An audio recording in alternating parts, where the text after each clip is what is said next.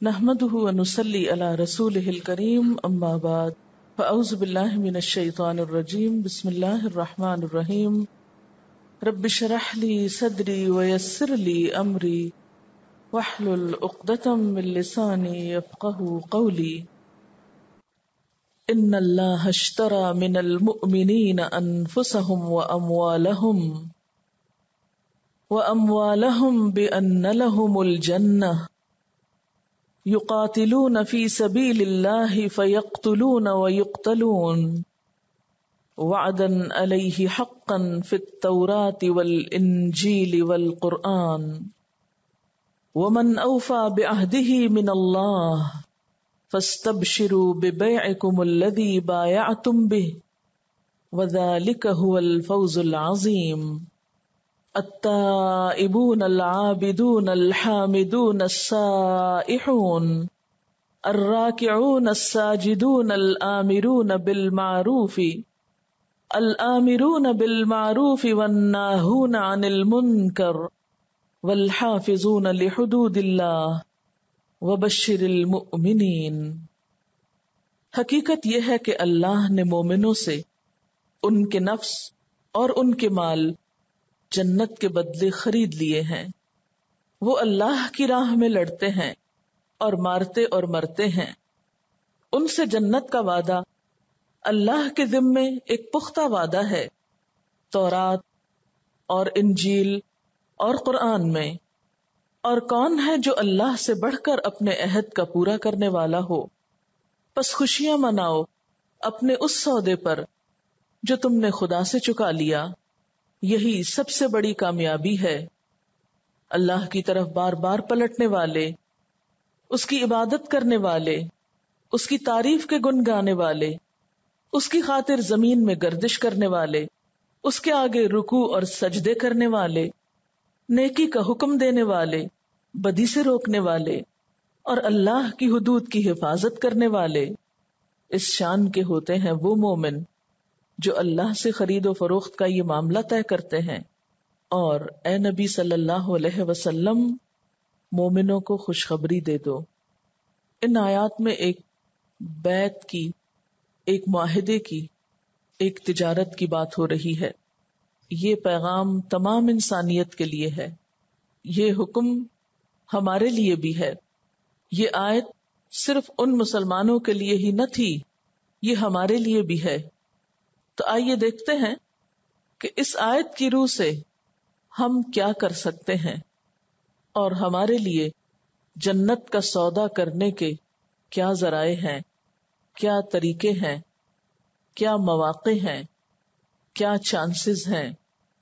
تو آیت کو دیکھیے، ان اللہ اشترا، بے شک اللہ نے خرید لی، من المؤمنین، مومنوں سے، انفسہم، ان کی جانیں، واموالہم، اور ان کے مال۔ یہاں پھر المؤمنین سے مراد انصار مدینہ کے علاوہ اور کون ہو سکتے ہیں؟ باقی ماندہ مومن بھی جو ایسا کوئی معاہدہ کرنا چاہیں، ایسی کوئی بیع و شراء کرنا چاہیں۔ کوئی بھی شخص جو ایمان لاتا ہے سچے دل سے، تو حقیقت میں وہ اپنے آپ کو اللہ کے ہاتھ بیچ دیتا ہے، اور نہ صرف یہ کہ اپنے آپ کو بلکہ اپنے مال کو بھی اللہ کے ہاں ڈپازٹ کرا دیتا ہے، اس کے سپرد کر دیتا ہے۔ بندہ مومن اپنا آپ اور اپنا مال اور اپنی زندگی اپنے رب کو دیتا ہے، تاکہ رب اس کو بدلے میں جنت عطا کرے۔ بِأَنَّ لَهُمُ الْجَنَّةَ، اور یہ کب ہوتا ہے؟ جب اس سودے کی شرائط پوری کی جائیں، جب پورے کا پورا اپنا آپ اپنے رب کے حوالے کر دیا جائے، جیسا کہ ابراہیم علیہ السلام نے کہا تھا، اذ قال له ربه اسلم قال اسلمت لرب العالمین۔ جب اس کے رب نے اس سے کہا اپنا آپ میرے حوالے کر دو، تو کہا میں نے اپنا آپ تیرے حوالے کر دیا۔ اس کے بغیر جنت کی ہمیشہ ہمیشہ کی نعمتیں کسی انسان کو حاصل نہیں ہو سکتی۔ جنت ایک بہت قیمتی اور بہت اعلیٰ درجے کی چیز ہے۔ اور جو چیز جتنی اعلیٰ ہوتی ہے اس کی قیمت بھی اتنی ہی زیادہ ہوتی ہے. جب کوئی شخص دین کو اس طرح اختیار کرتا ہے، دین کو اس طرح لیتا ہے، تو دین پھر اس کا ذاتی معاملہ بن جاتا ہے. اس کی ساری دلچسپیاں، اس کے سارے اندیشے، اس کے سارے شوق، محبتیں، ہر چیز پھر اس کے گرد گھومتے ہیں. دین اگر وقت کا تقاضا کرتا ہے تو وہ اپنا وقت پیش کرتا ہے، صلاحیتیں مانگتا ہے، ذہانت مانگتا ہے، قوت اور طاقت مانگتا ہے، جان مانگتا ہے، کچھ بھی مانگتا ہے تو وہ شوق سے خوشی خوشی لے کر حاضر ہو جاتا ہے، کیونکہ وہ تو ایک معاہدے میں بندھا ہوا ہے. ایسا انسان نہ اپنی انا کو پالتا ہے، نہ اپنی میں کو بڑا کرتا ہے، اور نہ اپنے آپ کو کوئی بڑی اہم چیز سمجھتا ہے. وہ اپنے آپ کو ہر لمحہ، ہر دم، ہر موقع پہ، ہر حکم پہ اللہ کے سپرد کرنے کے لیے تیار رہتا ہے. ایسا ہی شخص یقاتلون فی سبیل اللہ، اللہ کی راہ میں جنگ کرنے سے بھی گریز نہیں کرتا. اور جنگ کرنے کا موقع ایسا موقع ہے کہ جس میں انسان جان کو ہتھیلی پر رکھ کے حاضر ہوتا ہے. وہ شخص پھر اللہ کی راہ میں جنگ کرنے سے بھی کتراتا نہیں. اس کا یہ معاہدہ کوئی وقتی معاہدہ نہیں ہوتا، اس کا یہ معاہدہ موت کے وقت تک ہوتا ہے، حتیٰ کہ جان کے تقاضے پر جان بھی دے دیتا ہے، اور اس پر بھی وہ حسرت و یاس کا شکار نہیں ہوتا. خوش ہو جاتا ہے کہ میری جان کسی کام آ گئی، میں تو کامیاب ہو گیا. فزت ورب الکعبہ، کعبہ کے رب کی قسم میں تو کامیاب ہو گیا. وہ تو جان دینے کے بعد بھی پھر یہی تمنا کرتا ہے کہ اس کی جان پھر اسے دی جائے تو وہ اسی طرح اپنے رب کو پھر سے دے آئے، کیونکہ اسے رب کے کیے ہوئے وعدے اپنی آنکھوں سے سچے نظر آ جاتے ہیں. لیکن یاد رکھیے کہ یہ معاہدے کی صرف ایک شق ہے. یقاتلون فی سبیل اللہ فیقتلون ویقتلون، صرف یہی شق نہیں. شق کا مطلب آپ سمجھتے کیا؟ شرط، کلوز. یہ معاہدے کی صرف ایک کلوز ہے، ایک شق ہے، ایک شرط ہے. ہول سول صرف یہی نہیں کہ جنت کا وعدہ صرف ان لوگوں کے لیے ہے جو اپنی جان اللہ کے راستے میں دے. نہیں، کوئی بھی شخص جب اپنی ساری زندگی کو اللہ کی مرضی کے مطابق گزارتا ہے، اپنی جان اور مال کے معاملے میں اللہ کے فیصلوں کو قبول کر لیتا ہے، اس کی اطاعت کے ساتھ جیتا ہے، تو ان سب لوگوں کے لیے یہی وعدہ ہے. گویا جس شخص نے اپنی جان اور مال پر اپنا نہیں اللہ کا حکم، اپنی مرضی نہیں اللہ کی مرضی مان لی، تو ایسے ہی شخص کے لیے جنت ہے. بِأَنَّ لَهُمُ الْجَنَّةَ، انہی کے ساتھ یہ وعدہ ہے، اور یہ وعدہ ایسا ہے وعدن علیہ حقاً، بالکل سچا وعدہ ہے. تم جان اور مال دے کر تو دیکھو، اور پھر یہ بھی یاد رکھو کہ تم یہ معاملہ اللہ رب العزت کے ساتھ کر رہے ہو، جس نے اپنے اس وعدے کا ذکر 3 کتابوں میں کیا ہے. عام طور پر بھی دیکھا گیا ہے کہ جب کوئی شخص کوئی بہت اہم بات کرتا ہے یا کوئی خاص بات کرتا ہے تو ہمیشہ اس سے پوچھا جاتا ہے کہاں لکھی ہے، اس کا ریفرنس لاؤ، یہ بات جو تم کر رہے ہو اس کی دلیل پیش کرو.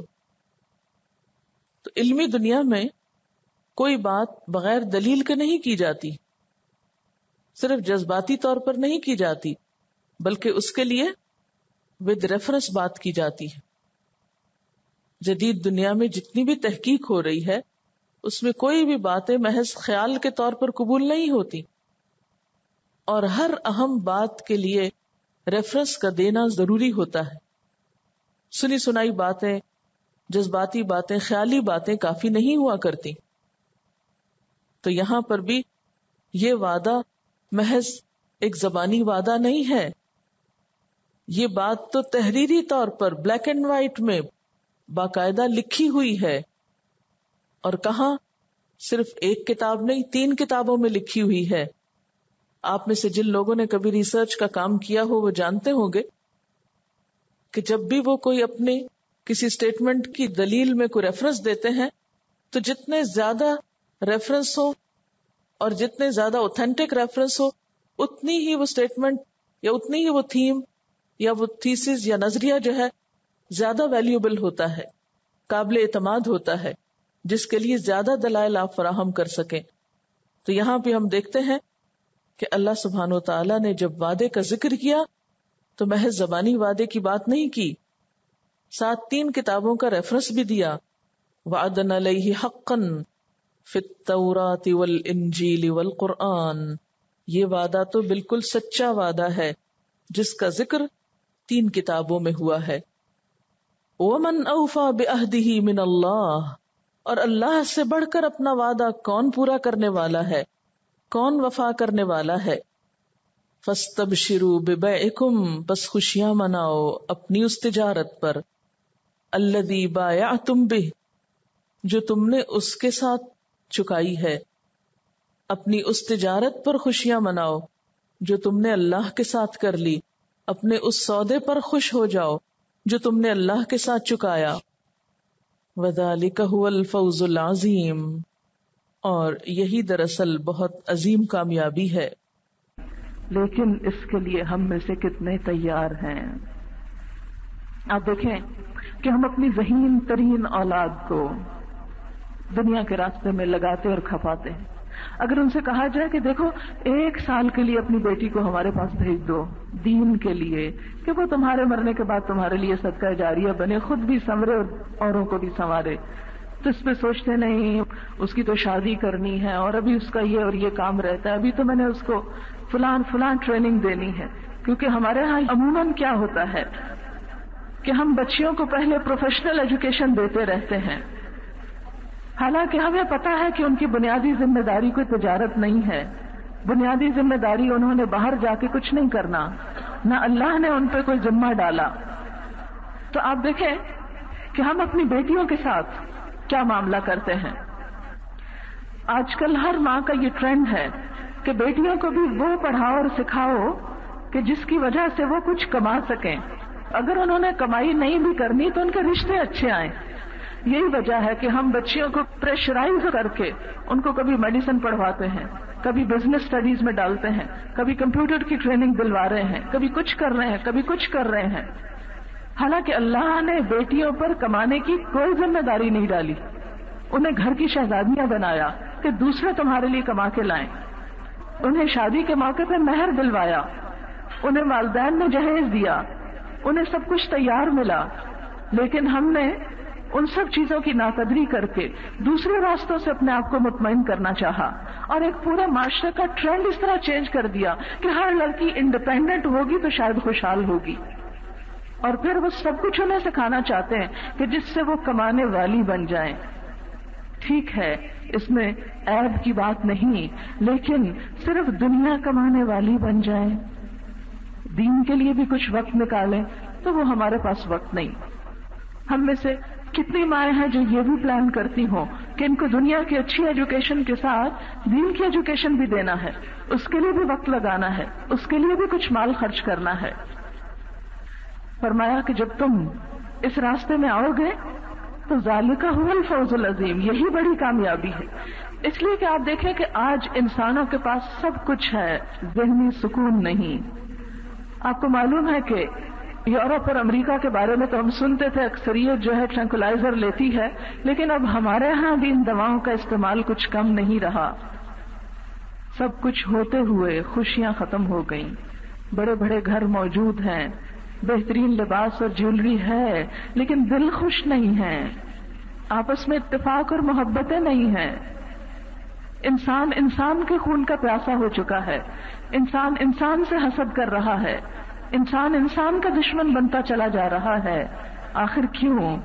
اس لیے کہ ہم نے وہ کام شروع کر دیا کہ جس سے مال تو بہت حاصل ہوا لیکن انسان نہ بن سکا.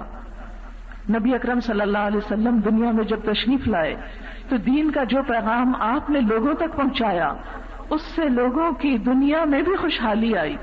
قرآن پاک میں اللہ تعالیٰ منافقین سے سورۃ التوبہ میں خطاب کرتے ہوئے فرماتے ہیں کہ تم اللہ اور اس کے رسول سے کس لیے ناراض ہو؟ اس بات پر کہ اس نے تم کو غنی کر دیا، یعنی تمہاری دنیا بھی اچھی کر دی. کیونکہ جب انسان دین کی طرف آتا ہے تو ایسا نہیں کہ دنیا اس سے چھن جاتی ہے. اللہ نے یہ نہیں کہا کہ تم کپڑا پہننا چھوڑ دو، یا سونا تم پہ حرام کر دیا میں نے، یا تمہارے لیے کھانا پینا منع ہے. نہیں، اس میں سے کچھ بھی نہیں کہا. بس یہ کہا کہ جہاں سارا سال کھاؤ، ایک مہینہ اپنے اوپر کچھ کنٹرول کر لو، اور اس کا بھی فائدہ تمہیں کو ہوگا. تمہاری ہی صحت اچھی ہوگی، تمہارے ہی اندر انسانیت اور تقویٰ پیدا ہوگا.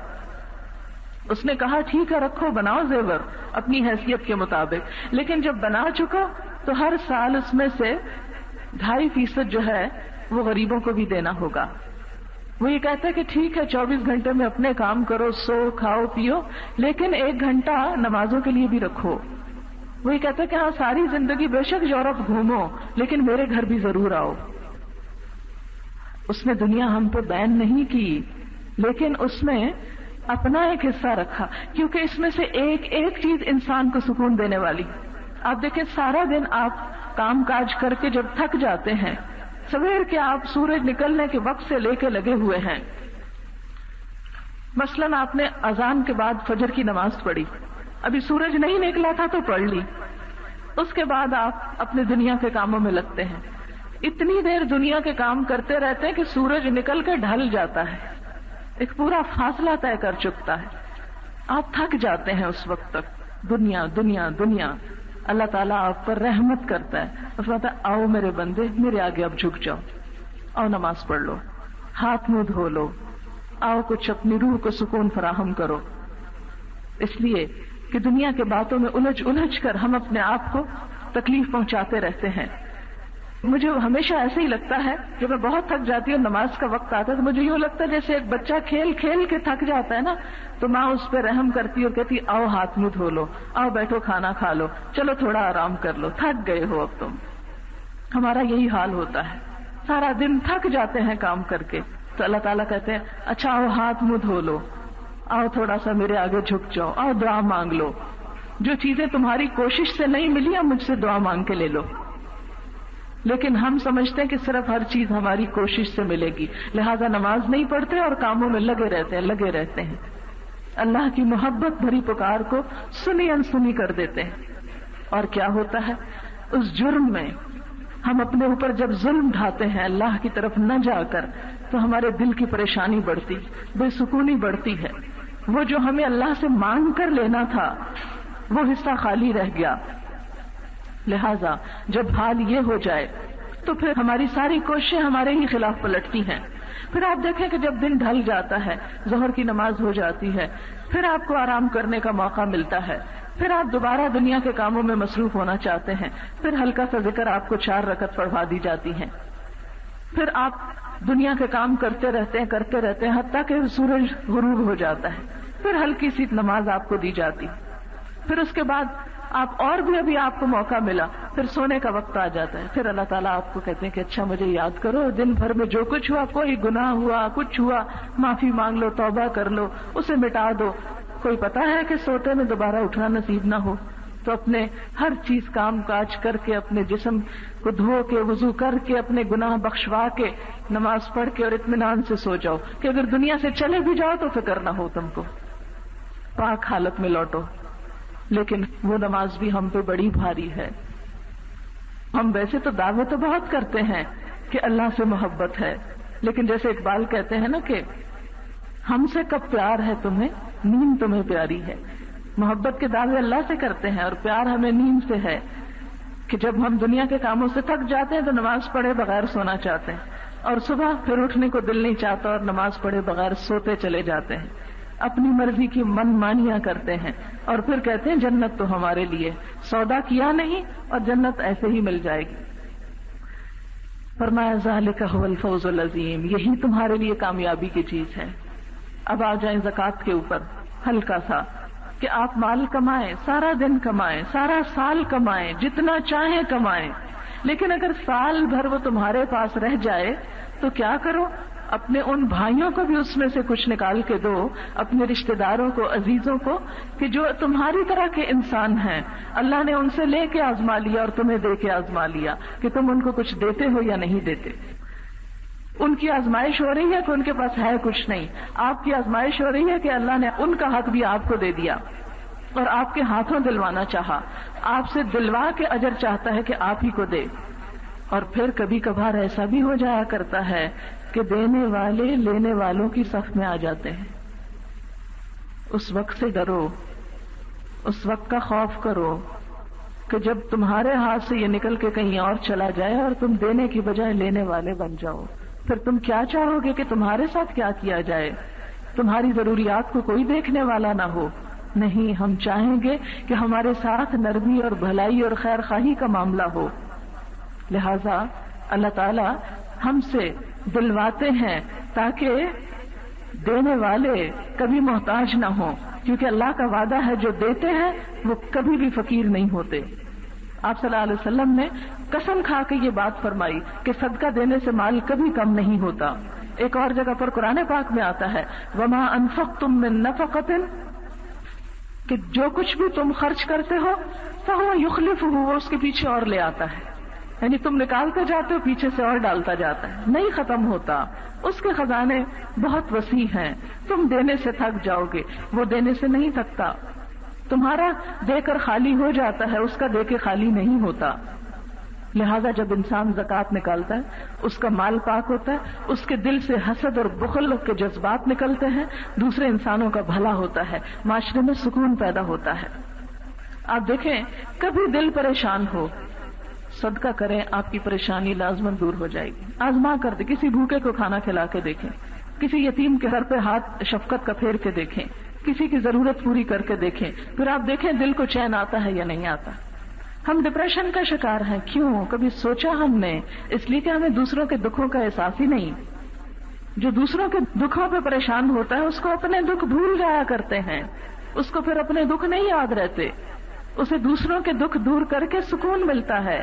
لیکن جس شخص کی نظر صرف اپنی خوشیوں پہ ہو اسے کبھی خوشیاں نہیں ملا کرتی، اس لیے کہ خوشی حاصل کرنے کا راز دینے میں ہے، لینے میں نہیں۔ ہم لے کے تھوڑی دیر کے لیے ضرور خوش ہوتے ہیں، لیکن جو خوشی حقیقی اور روح کی خوشی آپ کو دے کر ملتی ہے وہ آپ کو لے کر نہیں ملتی، لیکن ہم اس کو آزماتے کم ہیں۔ پھر اسی طرح روزوں کی بات، تو اس میں بھی سارا سال کھاؤ، جو چاہو کھاؤ، میٹھا، کھٹا، ٹھنڈا، جو تمہارا دل چاہے۔ کہیں نہیں منع کیا گیا کہ دہی بھلے آپ نہیں کھا سکتے، یا آپ چاٹ نہیں کھا سکتے، یا آپ میٹھا نہیں کھا سکتے، نہیں، کھاؤ، حلال اور پاک کھاؤ، صاف ستھرا کھاؤ، لیکن ذرا احتیاط کے ساتھ۔ اور پھر ایک مہینے کے لیے اپنے معدے کو بھی آرام دو، اور ساتھ اس بات کا احساس کرو کہ جن لوگوں کو کھانے کو نہیں ملتا ان پہ کیا گزرتی ہوگی۔ روزہ کھول کر کتنا سکون اور کتنی خوشی، کتنا اطمینان اور کتنی فرحت نصیب ہوتی ہے انسان کو۔ تو یہ بھی دراصل انسان کی کامیابی کے لیے اللہ نے انسان پہ ڈالا، کیونکہ وقت اس وقت اتنا نہیں کہ میں ایک ایک چیز پر، اسلام کے ایک ایک حکم پر آپ کو حکمتیں بتاؤں، لیکن جب ہمارا سودا اللہ کے ساتھ ہو تو یاد رکھیں کہ جو کچھ وہ کہتا ہے وہ ہمارے نقصان میں نہیں کہتا۔ وہ کہتا ہے اللہ سے بڑھ کے تمہارا کوئی بھی وفادار نہیں، اسے آزما کے تو دیکھو، اس کی بات مان کے تو دیکھو، دنیا میں ہی اس کا فائدہ شروع ہو جائے گا۔ یہ کیسی انویسٹمنٹ ہے؟ آپ دیکھیں کہ کچھ ہم تجارت جب دنیا کی شروع کرتے ہیں نا، وہ ایک مشہور محاورہ ہے کہ پہلے سال چٹی، دوسرے سال ہٹی اور تیسرے سال کھٹی۔ یہ ایک تجارت کا، ایک پنجابی کا مشہور محاورہ ہے کہ جب آپ شروع میں بزنس سٹارٹ کرتے ہیں تو پہلے آپ کو کچھ نقصان ہوتا ہے، پھر دوسرے سال ہوتا ہے تھوڑا سا اسٹیبلش ہوتا ہے، اور تیسرے سال جا کے آپ کو کچھ پروفٹ ہونے لگتا ہے۔ لیکن اللہ کے ساتھ جو سودا کر لیتا ہے اس کو اسی لمحے پروفٹ شروع ہو جاتا ہے۔ آخرت میں تو ہوگا ہی جنت کی شکل میں، دنیا میں وہ سکون اور اطمینان اور خوشی اور عجیب سرور کی شکل میں انسان کو ساتھ ہی پروفٹ شروع ہو جاتا ہے، اور اصل اس کا بڑا حصہ آخرت میں جا کر انسان کو ملے گا۔ پھر فرمایا جو یہ سودا کرتے ہیں ان کی خصوصیات کیا ہوتی ہیں؟ التائبون، توبہ کرنے والے، اللہ کی طرف پلٹنے والے، بار بار رجوع کرنے والے، لوٹ آنے والے. کیونکہ جب انسان سودا کرتا ہے، عہد کرتا ہے، تو انسان ہے بھول جاتا ہے، غلطی ہو جاتی، بار بار غلطی کرتا ہے. فرمایا کہ وہ پھر مایوس نہیں ہوتے، وہ پھر پلٹ آتے ہیں، پھر رجوع کر لیتے ہیں، پھر توبہ کر لیتے ہیں کہ کہیں اللہ تعالیٰ ناراض نہ ہو جائے. وہ ایسا نہیں کہ ایک دفعہ کرنے کے بعد پھر اس پہ کہیں کہ چونکہ اب ہم سے غلطی ہو گئی، اس کانٹریکٹ میں کچھ گڑبڑ ہو گئی تو اس لیے بہتر ہے کہ ہم کریں ہی نہ. نہیں، شیطان ان کو مایوس کرنا چاہتا ہے، لیکن وہ بار بار اللہ کی طرف رجوع کر لیتے ہیں اور اپنے اس عہد میں خلل نہیں آنے دیتے. التائبون، توبہ کرنے والے، اپنے گناہوں پہ معافی مانگ لینے والے، اپنے قصوروں اور خطاؤں پہ ندامت کرنے والے. العابدون، اللہ کی بندگی بجا لانے والے، وقتی چند ریچولز کی شکل میں نہیں، صرف نماز روزے کی شکل میں نہیں، بلکہ تمام زندگی میں اللہ تعالیٰ کی تابعداری اور وفاداری کی بات. الحامدون، حمد و ثنا کرنے والے، اللہ کا شکر ادا کرنے والے. کیونکہ عابدون عبادت تو ہے، وہ تو ایک فرض ہے نا، وہ تو ایک لازمی حصہ ہے، مگر ہم شکر کیا کہ دل کی خوشی کے ساتھ کرنے والے. یعنی وہ مثلاً آپ ایک کھانا پکاتے ہیں، پھر اس کے اوپر ڈریسنگ کرتے ہیں، اس کے اوپر کچھ مسالے ڈالتے ہیں، اوپر سجاوٹ کرتے ہیں، تو اس سے تو پیٹ نہیں بھرتا. مثلاً کھانے میں دھنیا سے تو پیٹ نہیں بھرتے آپ، یا میتھی سے تو پیٹ نہیں بھرتے جو اوپر آپ نے ڈالا ہوتا ہے. وہ تو ایک سجاوٹ ہوتی ہے، لیکن اصل چیز تو وہ اندر کا سٹف ہے. تو حامدون میں اللہ کی حمد و ثنا، شکر، ایک بندہ مومن کی زندگی کے ہر لمحے میں شکر ہوتا ہے. آپ صلی اللہ علیہ وسلم نے فرمایا کہ بندہ مومن کا حال بھی بڑا عجیب، جب اسے خوشی ملتی ہے وہ اللہ کا شکر ادا کرتا ہے، اٹھتے بیٹھتے. اور اس میں آپ دیکھیں کہ بعض لوگوں سے آپ ملیں گے، آپ ان سے پوچھیں گے بھی کیا حال ہے تمہارا، وہ کہیں گے الحمدللہ بہت اچھا. بعض سے ملیں گے تو آپ کہیں گے بھی کیا حال ہے، کہتے کوئی حال نہیں، کوئی حال نہیں. یہ ایک ناشکری کا کلمہ ہے. بندہ مومن ہر حال میں الحمدللہ کہتا ہے، شکر اللہ کا جس حال میں رکھے، میرا رب میرے ساتھ کبھی بھی ظلم نہیں کر سکتا. اور آپ دیکھیں کہ اللہ کی حمد و ثنا، ہم صبح اٹھتے ہیں تو بندہ مومن کے منہ پہ کیا ہوتا ہے؟ الحمدللہ الذی احیانا بعد ما اماتنا والیہ النشور. واش روم میں جاتے ہیں، واپس نکلتے ہیں، الحمدللہ الذی عافانی واذهب عني الاذى. اس وقت حمد و ثنا، شکر اللہ کا. پھر اس کے بعد کھانے کی میز سے بیٹھتے ہیں تو کھانا کھا کر الحمدللہ. نماز کے لیے کھڑے ہوتے ہیں تو الحمدللہ، الحمدللہ رب العالمین، ربنا ولک الحمد، سمع اللہ لمن حمدہ، وہاں پر بھی اللہ کی حمد و ثنا. پھر اسی طرح اگر چھینک آ جاتی ہے تو پھر الحمدللہ. کہا یہ جاتا ہے کہ جنت میں جانے کے بعد بندہ مومن کے منہ پہ سب سے اہم کلمہ جو ہوگا کہ الحمدللہ الذی ہدانا لہذا، اللہ کا شکر جس نے ہم کو یہ راستہ دکھایا. وما کننا لنہتدی لولا ان ہدانا اللہ، ہم اس راستے کو پانے والے نہ تھے اگر اللہ ہم کو یہ راہ نہ دکھاتا. لہذا ایک بندہ مومن اپنے دل کا آغاز اللہ کی حمد و ثنا سے کرتا ہے اور جنت میں پہنچنے تک اس کی زبان پر اللہ کی حمد و ثنا جاری رہتی ہے. السائحون، یہ سودا کرنے والے سائحون ہوتے ہیں. سائح سیاحت سے ہے، یعنی زمین میں گردش کرنے والے، گھومنے پھرنے والے. کس کے لیے؟ طلب علم کے لیے، جہاد کے لیے، ہجرت کے لیے، آثار قدیمہ دیکھنے کے لیے، آثار کائنات دیکھنے کے لیے، یعنی اللہ کی قدرت کی نشانیاں دیکھنے کے لیے وہ چلتے پھرتے رہتے ہیں. اور سفر کرنا اگرچہ ایک مشکل کام ہے، لیکن انسان سفر میں بہت کچھ سیکھتا ہے، اللہ تعالیٰ کی قربت پاتا ہے. آپ کو معلوم ہے نا کہ سفر میں انسان کی دعا قبول ہوتی ہے، کہ ایک مسافر جب گھر سے نکلتا ہے تو وہ اللہ کے قریب ہو جاتا ہے.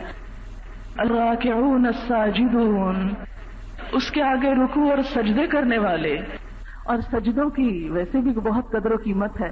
سجدہ شکر ہو، سجدہ تلاوت ہو، سجدہ نماز ہو، یہ سب اللہ کے آگے جھکنے کی باتیں ہیں. ایک حدیث ہے بڑی خوبصورت. ایک شخص تھے جن کا نام تھا ابو فراس. وہ حضور صلی اللہ علیہ وسلم کے طالب علموں میں سے تھے، اصحاب صفہ میں سے تھے. ان کا کام یہ تھا کہ وہ نبی صلی اللہ علیہ وسلم کو وضو کا پانی لا کر دیتے تھے. وضو کرواتے تھے. تو ایک دفعہ وہ آپ کو وضو کروا رہے تھے تو آپ صلی اللہ علیہ وسلم نے ان سے فرمایا کہ ابو فراس کچھ مانگو دیے جاؤ گے. تو وہ کہنے لگے یا رسول اللہ صلی اللہ علیہ وسلم جنت میں آپ کے ساتھ رہنا چاہتا ہوں. کتنے عقل مند تھے. ہم جیسا کوئی ہوتا تو کہتے اچھا یہ جو آپ نے چادر اوڑھی ہوئی ہے چلے آج یہی دے دیں. نہیں, دنیا کی طرف نظر نہیں ہے. کہتے ہیں جنت میں آپ کے ساتھ رہنا چاہتا ہوں. محبت تھی نا اس لیے. ہم نے تو پتہ نہیں کبھی یہ دعا مانگی ہے یا نہیں کہ جنت میں حضور کے ساتھ رہنا چاہتے ہیں. کوئی پرائرٹی نہیں ہے. دنیا کی اتنی فکریں ہیں کہ ان سے ہی فرصت نہیں. آپ صلی اللہ علیہ وسلم نے فرمایا اب غیر ذالک کوئی اور بات ہو؟ تو وہ کہتے ہیں ابو فراس کہتے ہیں ہو ذاکا, میری تمنا تو بس یہی ہے, میں تو یہی چاہتا ہوں. تو آپ نے فرمایا اگر یہی چاہتے ہو تو پھر میری مدد کرنا سجدوں کی کثرت کے ساتھ, یعنی خوب نمازیں پڑھنا تاکہ میں تمہیں اپنے ساتھ رکھ سکوں. تو آپ صلی اللہ علیہ وسلم کا ساتھ, آپ کی شفاعت, آپ کی محبت اس وقت نصیب ہوگی کہ جب ہم سجدوں کی کثرت کریں گے. ہم نے کیا سوچ رکھا ہے, نماز پڑھیں یا نہ پڑھیں آپ سفارش کریں گے اور ہم آگے چلے جائیں گے. تو ایسی بات نہیں ہے. آپ صلی اللہ علیہ وسلم خود فرما رہے ہیں کہ دیکھو سجدوں کی کثرت سے میری مدد کرو. اور اس کے بعد یہ 6 کام جب ہو جائیں, یہ 6 خصوصیات جب پیدا ہو جائیں تو پھر الآمرون بالمعروف والناہون عن المنکر, نیکی کا حکم دینے والے اور برائیوں سے روکنے والے, یعنی دین کی تبلیغ کرنے والے. یہ ہے اللہ کے ساتھ سودا کرنے والوں کا کام کہ جس دین پر وہ خود چلتے ہیں پھر اس کو آگے بھی پہنچاتے ہیں, آگے بھی سکھاتے ہیں, آگے بھی پھیلاتے ہیں. الآمرون بالمعروف والناہون عن المنکر, نیکی کا حکم دینے والے اور برائیوں سے روکنے والے. ہم سمجھتے ہیں کہ شاید یہ فریضہ صرف مردوں پر ہے, فرمایا نہیں, عورتوں کے لیے بھی ہے. سورۃ التوبہ میں ہی آپ پڑھیں گے کہ والمؤمنون والمؤمنات بعضهم اولیاء بعض, مومن مرد ہوں یا عورتیں ایک دوسرے کے مددگار ہیں. یأمرون بالمعروف وینہون عن المنکر, نیکی کا حکم دیتے ہیں اور برائیوں سے روکتے ہیں. تو فریضہ اقامت دین جو ہے یہ امر بالمعروف اور نہی عن المنکر جو ہے, نیکی کو پھیلانا اور برائیوں سے روکنا, یہ مردوں کے ساتھ ساتھ عورتوں کی ذمہ داری بھی ہے. آپ دیکھیں کہ حضرت عائشہ رضی اللہ تعالی عنہا حضور صلی اللہ علیہ وسلم کی دنیا سے جانے کے بعد 48 سال تک امت کو تعلیم دیتی رہی. 48 سال تک ایک عورت دین سکھاتی رہی اور وہ ازواج مطہرات میں سے تھی. ہم سمجھتے ہیں شاید یہ مردوں کا صرف کام ہے اور مولوی مسجدوں میں جو کچھ سکھا رہے ہیں بس سب کے لیے وہی کافی ہے. اگر وہ کافی ہوتا تو ہماری ینگر جنریشن کا یہ حال ہوتا نہیں. ہم عورتوں نے اپنی ذمہ داری چھوڑ دی. سب سے پہلا مدرسہ, سب سے پہلا اسکول جو بچے کو ملتا ہے وہ ماں کی گود میں ملتا ہے. جو کچھ وہ وہاں سے سیکھتا وہ کہیں اور سے نہیں ملتا اس کو. اس لیے اگر ماں جاہل ہوگی تو قوم جاہل ہو جائے گی. ہم بڑے فخر سے نپولین کا کال کوٹ کرتے ہیں کہ تم مجھے ایک پڑھی لکھی ماں دو, میں تمہیں پڑھی لکھی قوم دوں گا. تو اسی طرح ایک کرسچن کا کال ہے کہ ایک عورت کو ریلیجس ایجوکیشن دینا 100 مردوں کو دینے سے زیادہ بہتر ہے. لیکن ہم عورتوں کے پاس اب دوسری چیزوں کے لیے تو وقت ہے, اس کام کے لیے وقت نہیں. جیسے پہلے بھی میں نے عرض کیا کہ مائیں اور سب چیزوں کے لیے فکر کرتی ہیں کہ بچیوں کو کوکنگ کے بھی کورسز کرا دیے جائیں, ڈرائی ارینجمنٹس بھی ہوں, انٹیریئر ڈیکوریشن بھی آتی ہو, کمپیوٹر بھی آتا ہو, پرفیکٹ ہوں, آل راؤنڈرز ہوں. لیکن دین وہ نہ بھی ہو تو خیر ہے. کوئی مولوی تھوڑی بنانا ہے ہم نے, یہ تو مولویوں کا کام ہے. اور ہوتا کیا ہے, ان سارے ہنروں کے ساتھ لڑکیاں بیاہ کے جاتی ہیں اور چند دن نہیں بس پاتی. کئی مثالیں آپ کے سامنے ہوں گی. شکل و صورت بھی ہے, جہیز بھی بہت تھا, مال و دولت بھی تھا, ہنر بھی تھا, جاب بھی تھی, بچی کو سکون نام کی چیز نہیں ملی. کیوں؟ اس لیے کہ نہ اس کو ہم نے انسانیت دی اور اس کے لیے جس شوہر کی تلاش کی اس کے اندر بھی دین نہیں دیکھا. کبھی کسی رشتے میں ہم دین نہیں دیکھتے, ہم دنیا دیکھتے ہیں کہ کتنا مال ہے اس کے پاس, خواہ ڈرنک ہی کیوں نہ کرتا ہو, خواہ بڑے بڑے کبیرہ گناہوں میں ہی کیوں نہ مبتلا ہو, صرف دنیا, صرف دنیا. لہذا اس کے لیے عورتوں کو بھی آگے بڑھنا ہے اور اپنے بچوں کی بھی تعلیم و تربیت کرنی ہے, معاشرے کے اندھیروں کو بھی مٹانا ہے. اس لیے کہ اگر آپ آگے بڑھیں گے اور دوسرے ابھی تک سوئے ہوئے ہیں تو کام نہیں چلے گا. خود بھی کرنا ہے, دوسروں کو بھی جگانا ہے. الآمرون بالمعروف والناہون عن المنکر, اللہ کے ساتھ سودا کرنے والے, نیکی کا حکم دینے والے اور برائیوں سے روکنے والے ہوتے ہیں. والحافظون لحدود اللہ, اور اللہ کی حدوں کی حفاظت کرنے والے, یعنی جہاں جہاں اللہ نے روکا وہاں رک جانے والے. اور آخری بات, وبشر المؤمنین, مومنوں کو خوشخبری دے دو, بشارت دے دو, جو اس بات کو مان لے ان کے لیے کامیابی ہی کامیابی ہے. تو بات ساری یقین کی ہے. صحابہ کرام نے ان وعدوں پر یقین کیا اور اپنا سب کچھ لگا کر دنیا بھی بنائی اور آخرت بھی بنائی. وہ دنیا بنانے کی نیت سے نہیں لگایا تھا، نیت آخرت تھی، لیکن اللہ نے راستے میں پڑی ہوئی چیز بھی دے دی. جب ہم اوپر جانا چاہتے ہیں تو راستے کی چیز خود ہی راستے میں آ جاتی، وہ مل جاتی ہے. جب منزل دور کی ہو تو بیچ میں جو کچھ آئے گا وہ ملتا جائے گا. ہر انسان کا رزق اس کی قسمت میں لکھا ہوا ہے. اللہ کے راستے پہ آنے سے دنیا چھن نہیں جاتی، یہ ہماری بہت بڑی غلط فہمی ہے. بس وہ ریگولیٹ ہو جاتی ہے، اس میں سکون اور خوشی بھر جاتی ہے. تو اللہ تعالیٰ سے میری دعا ہے کہ ہمیں بعمل مسلمان بنائے، اور جو کچھ ہم نے آج سیکھا ہے ہمیں اس کے مطابق اپنی زندگی کو بدل ڈالنے کی توفیق دے. وآخر دعوانا ان الحمد للہ رب العالمین. سبحان اللہ والحمد للہ ولا الہ الا اللہ واللہ اکبر ولا حول ولا قوة الا باللہ العلی العظیم. اللہم صل علی محمد وعلى آل محمد كما صلیت علی ابراہیم وعلى آل ابراہیم انک حمید مجید.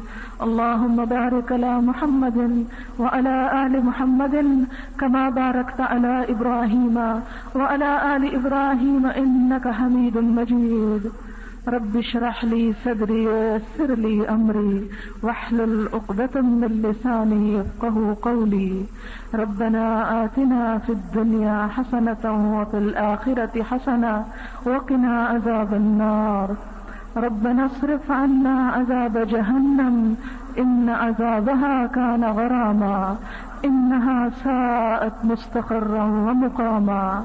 ربنا هب لنا من أزواجنا وذرياتنا قرة أعين واجعلنا للمتقين إماما.